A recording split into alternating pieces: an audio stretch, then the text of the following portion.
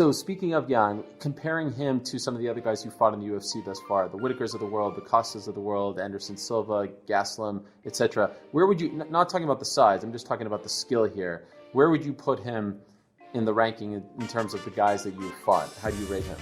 That's a good question. I haven't thought about that in depth. You might have to ask me that after I fight him, and I can tell you an honest answer. But from what I've seen, from what he presents, he's definitely a lot more well-rounded than some of the guys I've fought in the past. And yeah, I consider him a great threat. In comparison to those guys, though, you have to ask me after the fight. But I take him very seriously, very seriously.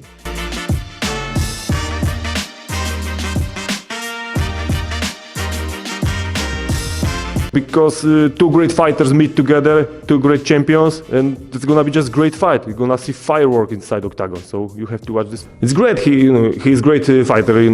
20-0 after our fight. He's gonna have 20-1. But anyway, it's great fighter. With great skills. So pleasure for me that I can fight against someone like Israel, and that's it. I'm 38 years old, so I don't. Now it's time for the big fight in my life, because it's I'm almost finished, so now or never.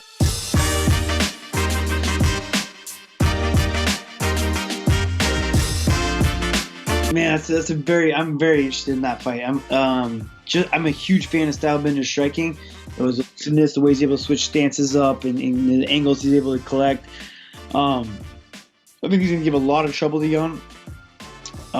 But man, it's tough. Jan's just so big, right? He's such a power hitter.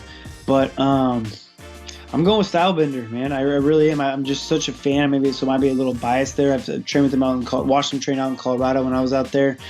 I think he's just gonna be able to keep that distance. I feel like he's just as long. I don't know what his reach is. I'd imagine the reach is probably very similar. I think he's gonna be able to keep that distance and stay a lot faster than him. Yeah. Jan is a power hitter, but all his power hitters are usually pretty slow and flat-footed. And I think that his footwork and angles are gonna be able to pick him apart. He's not gonna be able to grab a hold of him, and Stylebender is gonna win that fight and be a double champ.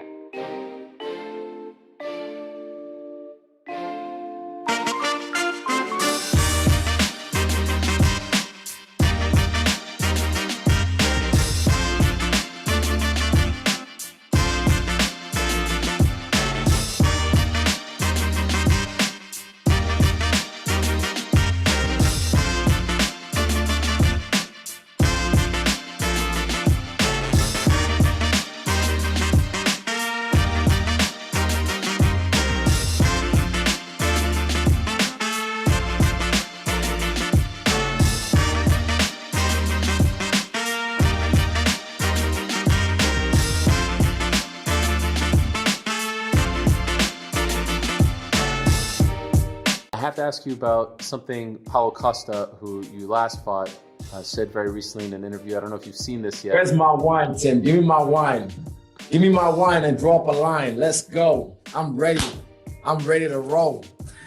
So I assume you did see it. He said that he couldn't fall asleep the night before the fight, drank a bottle of wine, and he was either drunk or hungover when you guys fought in Abu Dhabi. It's actually just tequila, straight. What did you make of this? I mean, as far as post-fight excuses go, this might be an all-timer.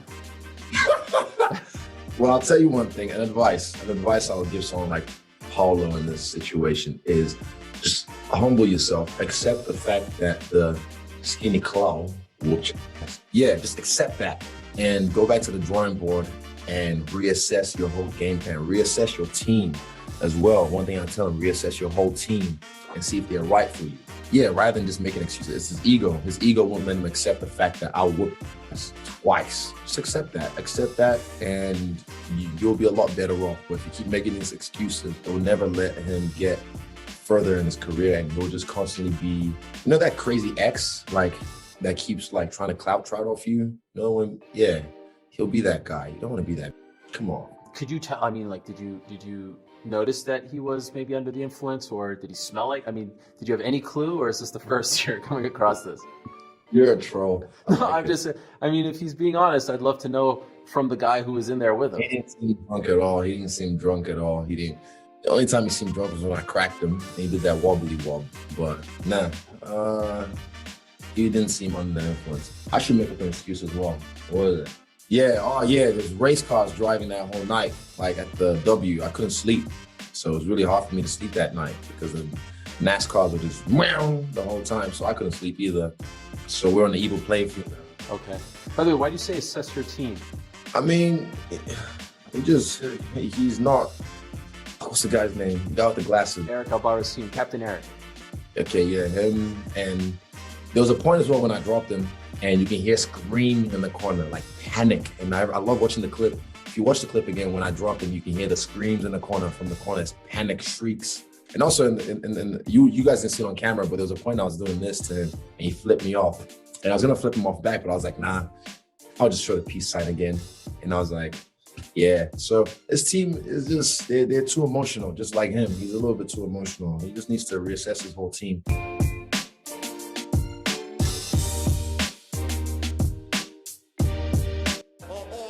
can drink some before the fight like Costa. Oh, I can't sleep. I can't sleep. Oh no. Should be right. Another drunken fist. Another drunken fist.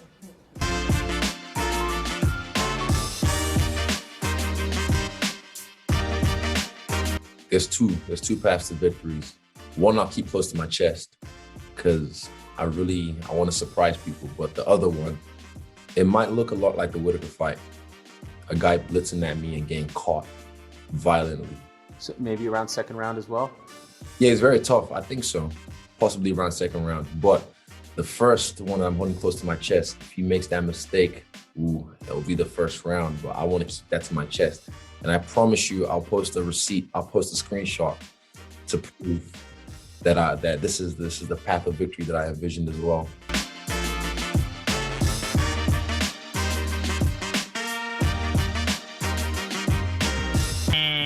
I lost my title fight. Listen, you fucking lost. You got beat. You didn't show up. You didn't try and fight. You took a sleep aid. Yeah, you looked half asleep. He looked half asleep in that fight because he didn't do fuck all. Saying he was drunk in the octagon still, don't buy that. Why don't I buy that? Well, because they're in fucking Abu Dhabi and they're doing it on California time. So he didn't walk into the octagon until fucking 6 o'clock in the morning the day after. So unless he was getting pissed that day without going to sleep, that's highly unlikely. A bottle of wine? Fucking, I'll do 2 bottles of wine. I'll be drunk, but I'll still be okay the next day. I think there's been a couple of excuses now, hasn't there, Harrington? I think there has been. I think this isn't the first excuse from Costa that we've had. There was something else at the time. The reality is he didn't show up in that fight, and he's trying to excuse it, and he's trying to come up with things, and sleep aids, and this, and dick pills, and bottles of wine, and fucking silk shirts. And we were talking about this last week about Dominic Cruz when he lost to Henry Cejudo. You know, he came, he blamed Keith Peterson and it was an early stoppage and the referee smelled of cigarettes and alcohol. And I get it. And now we've got Paulo Costa saying, well, I drank red wine the night before. Well, because what are the alternatives? The alternatives are admitting and saying to the world, I, as a professional fighter on my best form, went out there and got my ass kicked royally. You know what I mean? And that, that's not good for him to accept that. His ego won't allow him to accept that. Maybe that is what happened, but I suspect it wasn't. And I understand, because as fighters, you're going to have ultimate confidence. So you're going to almost convince yourself that, no, I would beat him. If everything was perfect, I'd destroy that guy. But not on this occasion, it wasn't for this reason.